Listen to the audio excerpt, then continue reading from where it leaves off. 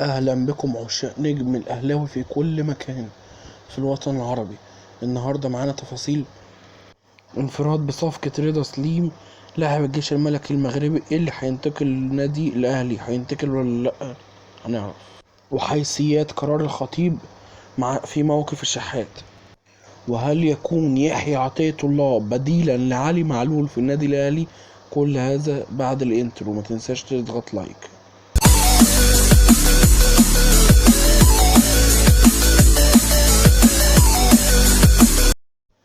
ورجعنا لكم من جديد يا جماعة. اللهم صل صلاة كاملة وسلم سلاما تاما على نبي تنحل به العقد وتنفرج به الكرب وتقضى به الحوائج وتنال به الرغائب وحسن الخواتيم ويستسقى الغمام بوجهه الكريم وعلى آله.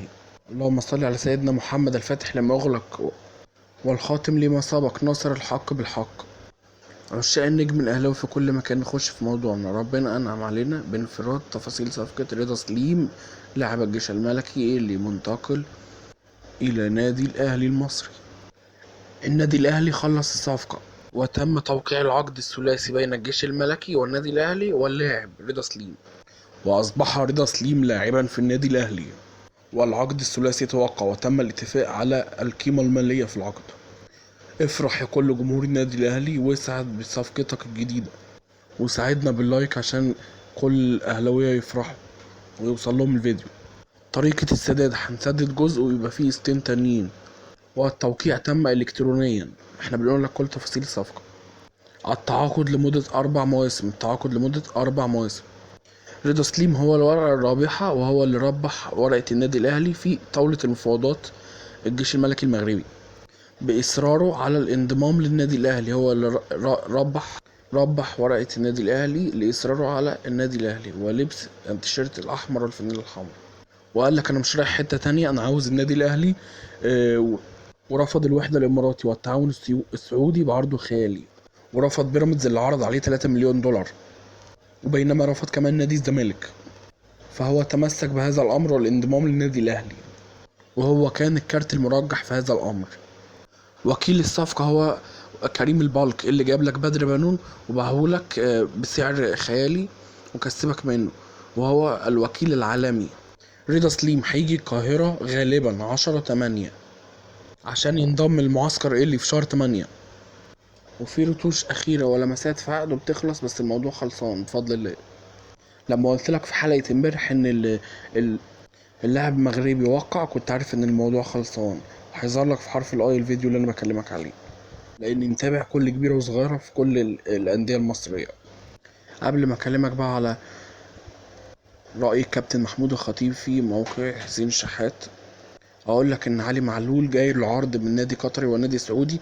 وعلي معلول على الانستجرام بتاعه عمل عملية رسمة اللودينج في كلام على يحيى عطية الله نجم منتخب المغرب واللي مكسر الدنيا في منتخب المغرب والوداد المغربي، بس لسه ما اتفقوش معاه، حتى الآن ما مضاش في الأهلي. سألنا إحدى الصحفيين وإحدى المسؤولين في نادي الوداد وفي المغرب عن إن يحيى عطية الله جاي النادي الأهلي ولا لأ. قال لك لحد دلوقتي ما جاش عرض من النادي الأهلي للانضمام. سألنا وكيل علي معلول هل هينتقل للسعودية، جاي له عرض من السعودية. أكدوا لنا إنه ليس لديه أي عروض ومش هينتقل حتى الآن يعني. لكن فكرة اللوزنج دي ممكن يبقى جاي له إعلان أي حاجة. ويحيى عطية الله الأهلي لم يدخل معه في مفاوضات. طب لو مشي علي معلول من النادي الأهلي، هيكون يحيى عطية الله لم يوقع لأي نادي حتى الآن، فممكن يكون بديل وورق ربح. وأكدوا لنا المسؤولين في النادي الأهلي إن لو علي معلول مشي بعرض جامد وعرض خيالي، يبقى أول بديل ليه هيكون يحيى عطية الله. طيب نخش في الموضوع اللي بعده. لايك وشير وصلي على الحبيب قلبك كتير قبل ما نخش في قرار كابتن محمود الخطيب ورأيه في موقعة حسين الشحات مع لاعب نادي بيراميدز. بس قبل ما اقول الموضوع ده محتاج 3000 لايك. وانا عمري ما بقول اي كلام وخلاص، بقول معلومة متأكد منها مليار المية مش مليون كمان. واحد، اعلن عن الاجتماع واعلن عن حضور كابتن سيد حفيظ وكابتن محمود الخطيب.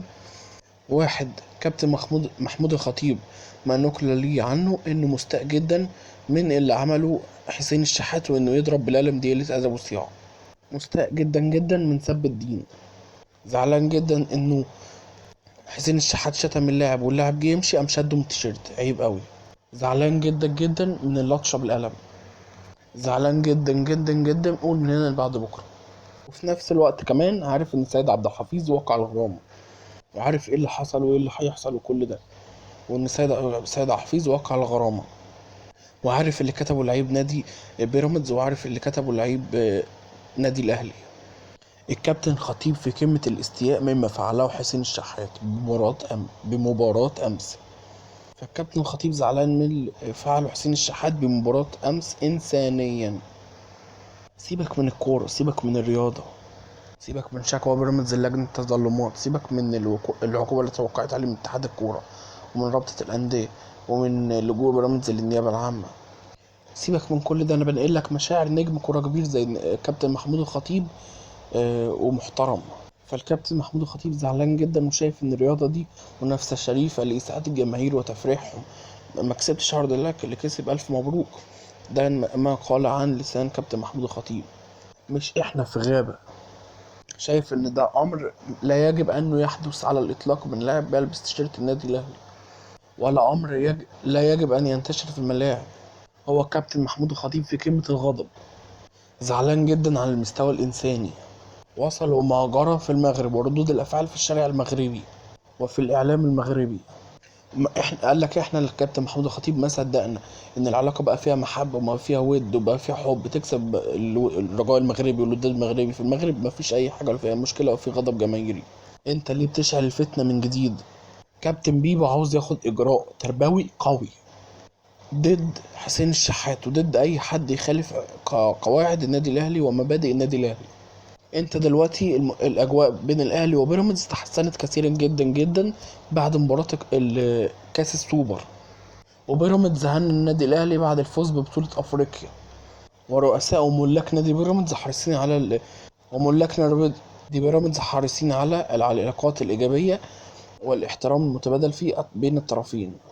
المكايدة قلت، فانت ليه تعمل فعل زي ده؟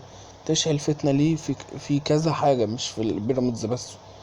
فاحنا كده نكون قلنا لكم يا جماعه، وصلنا لنهايه الفيديو، نكون قلنا لكم كل حاجه معانا في حلقه النهارده.